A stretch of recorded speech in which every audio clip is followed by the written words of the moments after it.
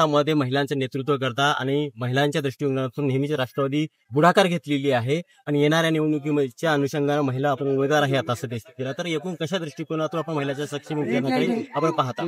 संपूर्ण महाराष्ट्रामध्ये प्रचाराच्या निमित्तानं फिरत असताना सोलापूर मधल्या कुर्डेवाडी हे एक नाव तुम्ही ऐकलं असेल, ज्यामध्ये देखील 10 जागांवरती 12 महिला दिलेल्या आहेत. त्यानंतर आज मला एक फार समाधानाची गोष्ट आहे, मी केळकर साहेब असतील, खतगावकर साहेब आणि या सर्वांचं त्यांचं सगळ्यांचे मी मनापासून आभार व्यक्त करेल, त्यांना मनापासून धन्यवाद देईल की 14 जागांवरती 18 महिला, 4 जास्तीच्या महिला त्यांनी खऱ्या अर्थाने एका मातृशक्तीचा सन्मान म्हणून दिलेला आहे.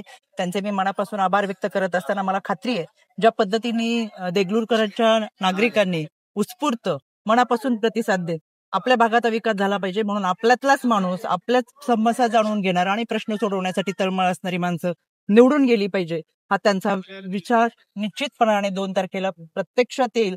3 तारखेला आम्ही जरी तुमच्यात नसले तर विजयाचा गुलाल हे नगराध्यक्ष आणि उमेदवारांवरती निश्चितपणाने आम्हाला दिसेल. आणि घड्याळाच्या सत्ता आली तर महिला सक्षमीकरणासाठी आपण काय करणार आहात? सत्ता आली म्हणून नाही, गेले अनेक वर्ष आम्ही महिला सक्षमीकरण सबलीकरणासाठी काम करतो.